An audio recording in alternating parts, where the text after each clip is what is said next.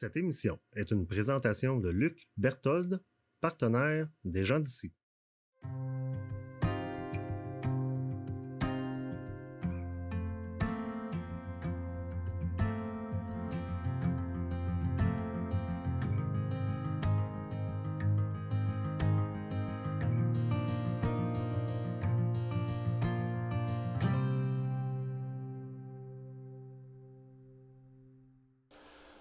Bonjour, ici Paul Vachon, historien.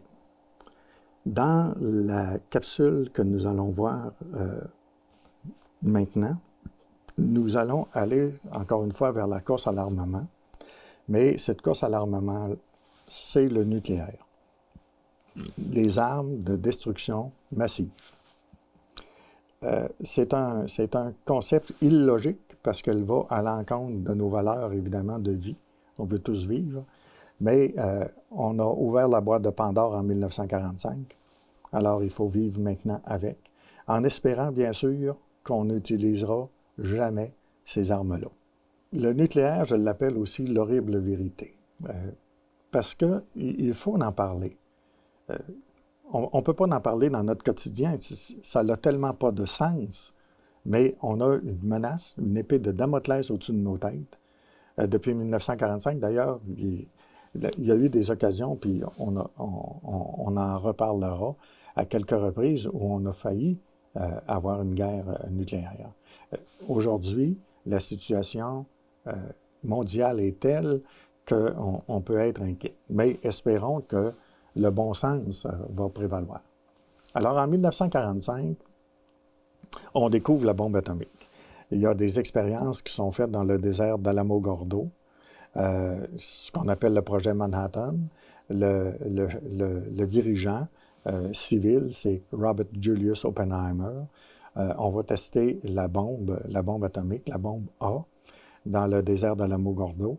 Et cette bombe-là sera utilisée peu de temps après contre une ville japonaise, la ville de Hiroshima. Et 3 jours plus tard, une autre bombe au plutonium, celle-là, sera utilisée contre la ville de Nagasaki. Vladimir Poutine déclare souvent que le seul pays qui a utilisé la bombe atomique dans le monde, c'est les États-Unis. C'est vrai, mais oublions pas qu'on était durant la Deuxième Guerre mondiale, qu'on compte les morts par millions, 50 millions et plus. Même l'URSS, elle toute seule, c'est 20 millions de morts. Alors, et le Japon ne se rend pas. Alors, mais de toute façon, la bombe a été utilisée. On parle de 70 000 à plus de 100 000 morts qui ont été irradiés, qui ont été volatilisés ou qui ont été détruits par l'onde de choc. Bon, c'est horrible. Et plus tard, on va voir aussi les effets qui vont durer pendant des années. Apparition de cancers, de brûlures, de malformations congénitales, de contamination, les plantes, la nourriture, l'eau, l'air, etc. Alors, c'est absolument monstrueux. Et en 1949, c'est une course à l'armement. Donc, en 1949, l'URSS va posséder également la bombe atomique. Elle a volé des plans, mais peu importe, elle possède la bombe atomique en 1949. Donc, il n'y a pas juste les États-Unis maintenant qui est dans le club, mais on a l'Union soviétique et les États-Unis. En 1952, c'est le Royaume-Uni qui annonce posséder également la bombe atomique. Et à partir de là, la recherche va continuer, le développement va continuer et d'autres pays vont s'ajouter. Mais ce qu'on va essayer, c'est vraiment de circonscrire au plus petit nombre possible celui qui possède la bombe atomique parce que c'est une arme de dissuasion massive. Les États-Unis, en 1952, vont se doter également d'une bombe beaucoup plus puissante, qui est la bombe H, la bombe à hydrogène. Elle représente 1000 fois la puissance d'Hiroshima. 1000 fois. Alors, c'est comme s'il n'y avait pas de limite à la destruction de l'humanité. En 1952, la course à l'armement continue et les États-Unis vont lancer un nouveau type de sous-marin qu'on appelle le sous-marin à propulsion nucléaire. Qu'est-ce que de si terrible? C'est qu'il a une autonomie de 140 000 km faut le faire. Puis, il peut être en plongée pendant plusieurs semaines. Alors, ça devient une arme fantôme, si vous voulez, fort inquiétante pour le camp adverse. Et bien sûr qu'on va tout faire pour s'en procurer, puis avoir aussi la parité. En 1953, l'Union soviétique va annoncer qu'elle possède elle aussi la bombe H. Alors, la course à l'armement continue, mais avec les armes de destruction massive. Et dans les années 50, mais plus dans les années 60, on va voir l'apparition de missiles. Les missiles, c'est tout simplement des vecteurs qui sont capables de transporter des ogives nucléaires. Une ogive, c'est une bombe. On va y revenir là, rapidement. En 1961, les Russes vont faire exploser ce qu'ils appellent la Tsar Bomba, la bombe des bombes à l'époque, de 57 mégatonnes.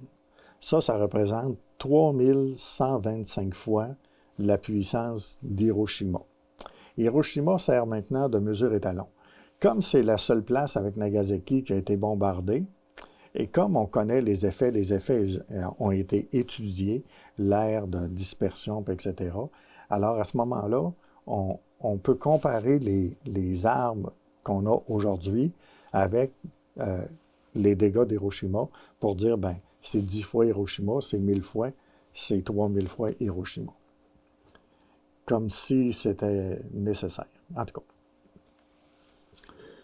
Les concepts de tout ça, quand on s'est mis à construire des bombes comme ça, on s'est dit que, comme c'est des armes de destruction massive, il y a eu, à un moment donné, pas une politique, mais un concept plutôt, qui s'appelle le MAD, la destruction mutuelle assurée.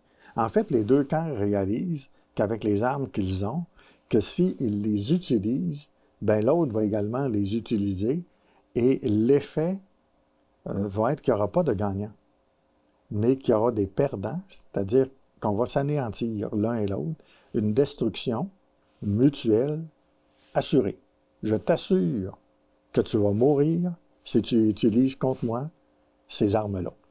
C'est sans doute la raison pour laquelle on ne les a pas utilisées encore. Ce qui est fort inquiétant aujourd'hui, c'est qu'on a fabriqué de petites bombes nucléaires et les Russes s'imaginent toujours être capables de les utiliser sur un champ de bataille, les associant à du conventionnel, alors que ça n'en est pas. Ça, c'est extrêmement inquiétant et dramatique. Une destruction mutuelle assurée. Et ça nous a emmené dans un autre concept qui est l'équilibre de la terreur. Alors, avoir une parité, sauf qu'on a toujours augmenté nos ogives et on a la capacité de détruire 50 fois la planète. Vous savez, il suffit d'une seule fois. On n'est pas obligé de la détruire 50 fois. Alors, c'est l'équilibre de la terreur. Et l'équilibre de la terreur nous emmène à un autre concept qui est la terreur du déséquilibre. Ça veut dire quoi, ça? Ça veut dire que si l'autre prend une avance tellement forte, il peut être tenté d'attaquer et à ce moment-là, de renverser les rôles et d'assurer une hégémonie. Alors, ça nourrit, ça amplifie la course à l'armement qualitatif et quantitatif. Bon. J'ai simulé une bombe atomique, une bombe A, sur la ville de Tetra Mines. Non pas pour terroriser tout le monde, là, c'est pas arrivé et ça arrivera probablement jamais, mais pour avoir une idée de l'ordre de grandeur de ce que ça fait, parce qu'il y en a beaucoup qui disent comment se fait ça que l'OTAN attaque pas la Russie en Ukraine puis qu'on règle pas le problème puis tout ça. Bien, la réponse est simple. Le nucléaire, la dissuasion. On joue pas avec ça. C'est une réalité, là, c'est une triste réalité. C'est pas parce qu'on n'en parle pas tous les jours, là, que ça ne veut pas dire que ça n'existe pas. Alors, c'est très grave et il faut être prudent. Et dans les conflits, d'ailleurs, qui vont survenir pendant la guerre froide et jusqu'à maintenant, il y a une certaine retenue. On a de la misère à tolérer des armes chimiques et bactériologiques. S'il fallait utiliser le nucléaire, à quelle place que ça va nous mener? Alors, dans la simulation concernant Tetra Mines, vous savez, vous pouvez aller sur un site Internet qui s'appelle NUKEMAP, N-U-K-E-M-A-P, et c'est un scientifique américain vous tapez le nom d'une ville, vous tapez les ordres de grandeur que vous voulez, et ça donne les résultats là, qu'on va voir. Alors, j'ai utilisé la même bombe qu'il pouvait avoir sur Hiroshima.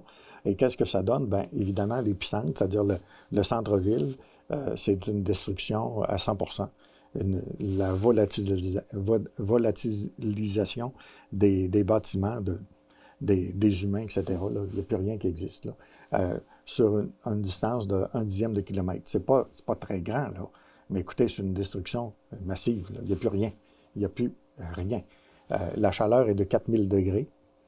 Alors, on comprend, l'asphalte fond, puis l'eau des rivières et des lacs va s'évaporer complètement. À une distance de 1 demi-kilomètre, là. C'est quand même, un demi-kilomètre, c'est quand même beaucoup, là. Il y a des vents de 250 à 700 km/h qui diminuent au fur et à mesure qu'on s'éloigne. Mais essayez de vous imaginer tous les objets, que ce soit le béton, que ce soit le bois, des fragments de bois, de métal ou de vitre qui sont happés par les vents et qui circulent. Et imaginez-vous si ça frappe un être humain, un être vivant. C'est horrible, là. Ça va être déchiqueté complètement. La mortalité est autour de 100%. Dans un rayon de 5 à 10 km, c'est des brûlures au 3e degré. Si on regarde l'éclair, ne serait-ce qu'une seconde, c'est l'aveuglement, la cécité permanente. Les blessures sont très graves. Et imaginez-vous que dans une guerre qui opposerait les Russes aux Américains, dans une guerre nucléaire totale, ben écoutez, c'est la destruction des hôpitaux et puis des services, là. Il n'y a plus de policiers, il n'y a plus de pompiers, il n'y a plus d'ambulanciers, il n'y a plus d'infirmières, il n'y a plus de médecins, il n'y a plus de pharmacie, il n'y a plus rien, là. Alors, voilà. Et tout ce qui est combustible va brûler, les incendies vont se multiplier, évidemment. Et il y a même des retombées dans un rayon, dépendamment des vents dominants. Là. Moi, j'ai pointé en direction de Québec et sur 64 km, là, la ville de Québec est atteinte, ne serait-ce qu'avec les retombées. Et à long terme, cancer et maladie. Et aussi à très long terme, dans une guerre qui nous opposerait, là, une guerre massive où on pourrait éradier des grandes villes, ben c'est l'hiver nucléaire, les débris qui vont couvrir l'atmosphère et ça va être la destruction, probablement la destruction finale de l'humanité. Parce que ça va entraîner, si un hiver nucléaire, essayez de vous imaginer, dure pendant 2 ans, 3 ans, 5 ans, ben c'est les plantes qui meurent et tout ce qui va avec, là. C'est la chaîne alimentaire. Je disais à des amis, si tu savais qu'il y avait un missile qui s'en vient, qu'est-ce que tu ferais? Ben, on me dit, on va se sauver. Dans les minutes de l'explosion, il y a une onde électromagnétique qui va se dégager. Et tous les circuits, vous savez que les automobiles aujourd'hui marchent avec des circuits électroniques. Tous les circuits électroniques vont être grillés. Les téléphones ne fonctionneront plus, les ordinateurs ne fonctionneront plus, les automobiles ne fonctionneront plus. Alors, même si tu essaies de t'échapper par les routes, essayez de vous imaginer la panique, là. Les gens vont être énervés, il va y avoir des accidents, les routes vont être bloquées. Alors, vous savez, c'est vraiment l'apocalypse et la destruction mutuelle assurée. C'est sans doute la raison pour laquelle on ne l'a pas fait et espérons que dans l'avenir, on ne le fera jamais. La guerre nucléaire n'a jamais eu lieu. Espérons qu'elle n'aura jamais lieu. Mais le stock, cependant, il est considérable. Alors, à l'heure actuelle, les premiers qui ont stocké des armes nucléaires, des ogives, c'est les Russes. Ils en ont près de 5000. Et suivi par les Américains à 6500. Et les autres pays, après, là, on parle d'une centaine, là. La France, par exemple, c'est autour de 300. On a aussi la Chine qui est dans le club nucléaire, le Royaume-Uni, le Pakistan, l'Inde, Israël et nos très chers amis de la Corée qui en ont une quinzaine. C'est le club. Alors, on a tout intérêt, bien sûr, à ce que ça ne prolifère pas parce que c'est un immense problème. Plus il va y avoir de gens qui vont posséder de l'arme nucléaire, plus les risques augmentent. L'Inde et le Pakistan sont des pays ennemis. Les deux possèdent l'arme nucléaire. C'est pas très rassurant. La Corée du Nord possède l'arme nucléaire, mais pas la Corée du Sud. C'est pas très rassurant. Alors, l'instabilité politique peut jouer. Et là, on est dans un autre registre. Là. On ne parle plus d'armes conventionnelles. On parle vraiment là, d'armes de destruction massive. Maintenant, ces armes-là, tant et aussi longtemps qu'elles sont stockées et qu'on ne les utilise pas, il n'y a pas de problème.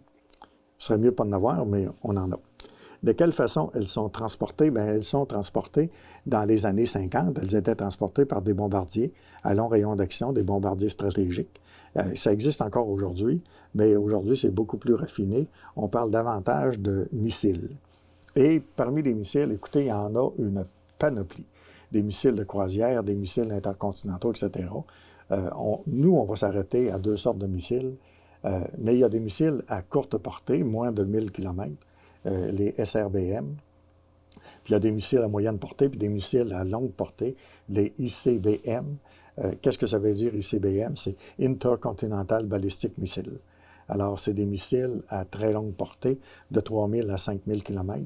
C'est-à-dire que c'est un missile qui peut partir de Moscou pour atteindre Washington et vice-versa. Alors, ce sont des missiles intercontinentaux. Ces missiles-là peuvent transporter une bombe ou plusieurs bombes qu'on appelle des ogives. On dit qu'elles sont mirvées dans le sens qu'elles ont une cible indépendante l'une de l'autre. C'est comme des missiles intelligents. Ils sont libérés dans l'atmosphère et à partir de là, un missile peut atteindre une ville et l'autre ville dans une distance de plus ou moins 50 ou 100 km. Alors, ce sont des missiles mirvés qui peuvent transporter plusieurs ogives et tous les pays qui possèdent les armes nucléaires ont ce type de missile, ce type de vecteur, de transporteur d'ogives. Il y a une autre catégorie aussi de missiles qui est peut-être encore plus inquiétante, mais quoique c'est déjà pas mal inquiétant, des missiles intercontinentaux. Au fait, un missile intercontinental actuel, bien, des anciens missiles, pas les nouveaux, hypersoniques, on y reviendra, mais pour les missiles intercontinentaux, de Moscou à Washington ou de Washington à Moscou, ça prend 30 minutes. Alors, ils doivent être détectés au moment de leur mise à feu et ils doivent être détruits lorsqu'ils rentrent dans l'atmosphère. Sinon, le missile, dans 30 minutes, va atteindre sa cible, il n'y a rien qui va l'arrêter. On a construit des missiles anti-missiles, mais puis on l'a fait de façon volontaire, pas suffisamment pour être capable d'empêcher une guerre nucléaire. Pourquoi? Pour s'assurer de ne pas le faire parce qu'on va se détruire. Alors, au lieu de faire une panoplie d'antimissiles, on en fait moins, mais on s'assure d'une autodestruction. La deuxième catégorie que je vous dis qui est plus inquiétante, en tout cas, elle l'est au moins autant que la première catégorie, ce sont les SLBM, qui veut dire Sea pour la mer, Sea Launch Ballistic Missile. Alors, c'est des missiles qui sont tirés à partir d'un sous-marin. Pourquoi que c'est plus dangereux? C'est que le sous-marin, théoriquement, on ne sait pas ce qu'il est. Il est quelque part dans la mer. Alors, il peut être proche des côtes du pays voisin. Et là, la riposte, au lieu d'être de 30 minutes, elle peut être de 5 ou de 10 minutes ou de 15 minutes, peu importe, dépendamment où est le sous-marin. Donc, c'est très important de savoir exactement à quelle place sont les sous-marins ennemis. Et c'est pour ça qu'on a truffé l'océan de sonars qui nous permettent d'essayer de repérer les sous-marins ennemis. Mais écoutez, ceci étant dit, là, ça ne marche pas toujours. La preuve, là, l'explosion du fameux pipeline Gazprom russe, où les Russes accusent les Anglais, qui accusent les Russes de l'avoir fait sauter. Mais si on avait vraiment suivi à la trace les sous-marins, on saurait qui a fait quoi. Alors, dans le cas des missiles lancés par des sous-marins, eux autres aussi peuvent être équipés d'ogives mirvées qui ont leur propre cible. Il y a une catégorie de missiles, c'est nouveau, c'est récent, et c'est encore plus inquiétant. Ces missiles-là, ce sont les missiles hypersoniques. Qu'est-ce qu'ils ont d'inquiétant? Ben, c'est la dernière génération de missiles qui peuvent transporter, bien sûr, des armes nucléaires, mais ce sont des missiles hypersoniques, donc, qui vont plus vite que la vitesse du son. Je pense que c'est 5 fois. Je ne suis pas sûr là, de mes chiffres. Et ils sont, selon les Russes, là, impossibles à intercepter. Parce que nos antimissiles ou les armes qu'on a à l'heure actuelle pour abattre les missiles sont plus lents que le missile. Donc, ça devient extrêmement difficile de les intercepter. Leur trajectoire est imprévisible dans le sens qu'elle peut être modifiée. Les missiles intercontinentaux, là, ils partent d'une trajectoire puis s'en vont à la trajectoire que leur est désignée. Des missiles hypersoniques, dont entre autres le fameux Avangard, ces missiles-là, on peut modifier en cours de route leur trajectoire. Ils volent à basse altitude comme un missile de croisière et peuvent contourner des obstacles. Alors, ça devient extrêmement compliqué. Et leur puissance est de 130 fois Hiroshima, ce qui est déjà absolument terrible. Ça nous emmène aussi à parler des organisations militaires. L'OTAN. L'OTAN a été constituée en 1949 par les 12 membres fondateurs. Aujourd'hui, l'OTAN regroupe 30 membres, mais il y en a d'autres pays qui ont demandé leur adhésion, dont, entre autres, la Suède et la Finlande, qui n'avaient jamais fait partie d'alliances militaires. Pourquoi? Parce que ces pays-là ont peur. Et ils anticipent une mauvaise réaction de la Russie. Ils se méfient. Alors, les organisations militaires qui se sont créées étaient basées sur la peur et sur la méfiance. Alors, aujourd'hui, il y a beaucoup de pays de l'ancien pacte de Varsovie qui sont membres de l'OTAN.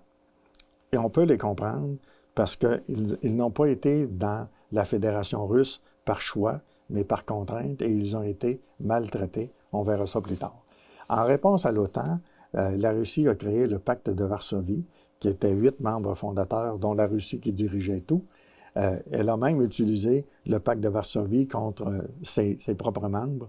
Je pense notamment à la Tchécoslovaquie en 1968. Le pacte de Varsovie a été dissous en 1991, mais ça servait évidemment à confronter les blocs.